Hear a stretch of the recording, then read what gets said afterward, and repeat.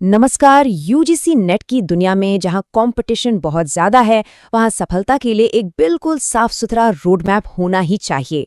आज की ये चर्चा उसी रोड मैप को समझने के लिए एक गाइड का काम करेगी, जो इस पूरे सफर में रास्ता दिखाने में मदद करेगी। तो चलिए शुरू करते हैं।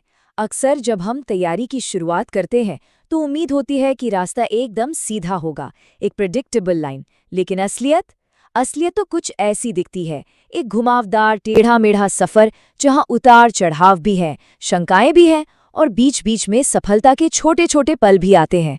और जानते हैं, यही असली सफर है।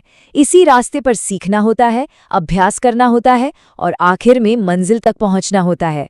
तो ये समझना बहुत जरूरी है कि सफर चुनौतियों से भरा है, पर यकीन मानिए उतना ही फायदेमंद भी। अच्छा, तो इस मंजिल तक पहुंचने के लिए हम अपनी यात्रा को 5 हिस्सों में देखेंगे। सबसे पहले हम परीक्षा की असलियत को समझेंगे। फिर हम बात करेंगे कि कैसे मोटिवेशन से ज्यादा अनुशासन जरूरी है।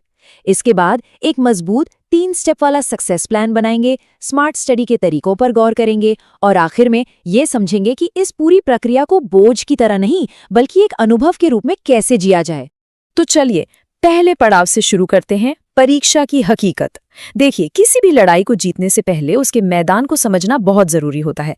इसीलिए ये जानना बेहद जरूरी है कि पेपर 1 को असल में किंग मेकर क्यों कहा जाता है। तो सबसे काम की बात, जेआरएफ की रेस में जो असली बढ़त मिलती है वो पेपर 1 से ही मिलती है। पेपर 2 का पैटर्न थोड़ा अनप्रेडिक्टेबल हो सकता है, लेकिन पेपर 1 में 35 से 40 सही सवालों का स्कोर आपकी सफलता की नींव रख देता है।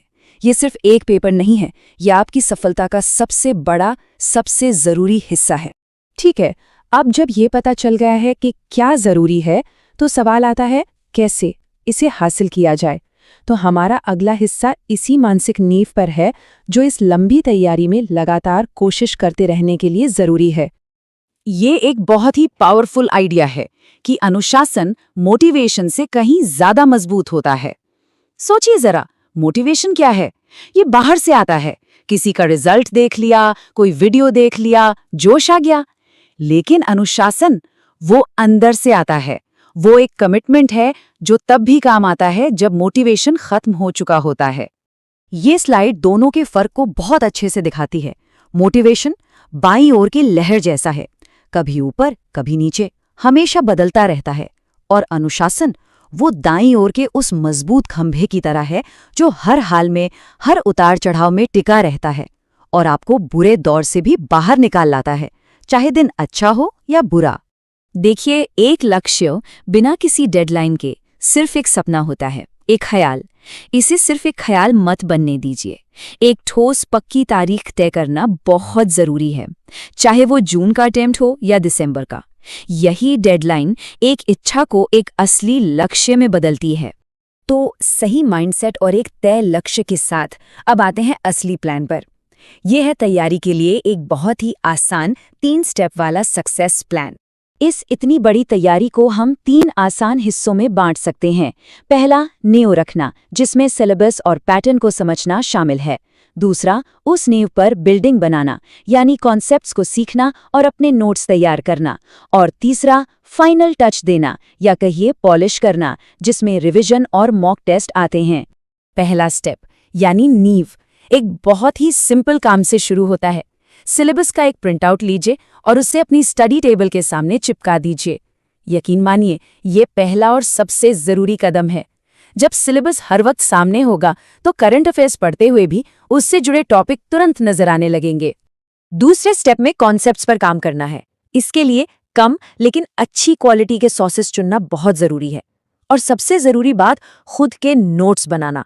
किसी और के नोट्स से बात नहीं बनती। जब कोई खुद अपने हाथ से लिखता है तो चीजें दिमाग में बेहतर बैठती हैं। अब देखते हैं कि कॉन्सेप्ट की समझ इतनी जरूरी क्यों है। ये हाल की परीक्षा का एक असली सवाल है। सोचिए, अगर सिर्फ रट्टा मारकर पढ़ाई की है तो इस तरह के सवाल को हल करना लगभग नामुमकिन है। ये सवाल सीधे सीधे कॉन्सेप्ट की गहरी समझ को टेस्ट कर रहा है। और ये देखिए, यही है कॉन्सेप्ट की पावर।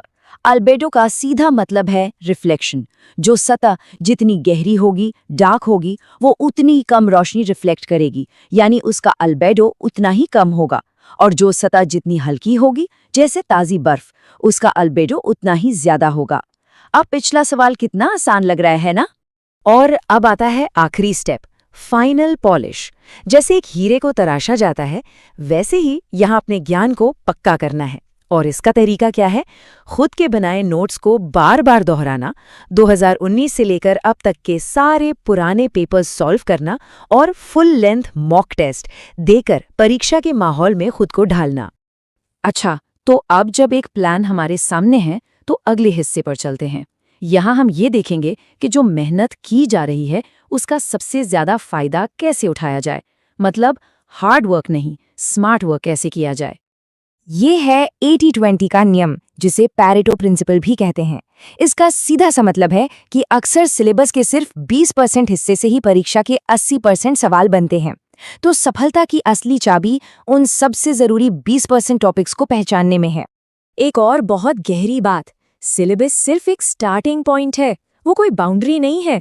परीक्षा का असली दायरा क्या है, मतलब कौन से टॉपिक से असल में सवाल पूछे जाते हैं, ये सिर्फ और सिर्फ पिछले सालों के पेपर्स को एनालाइज करने से ही पता चलता है।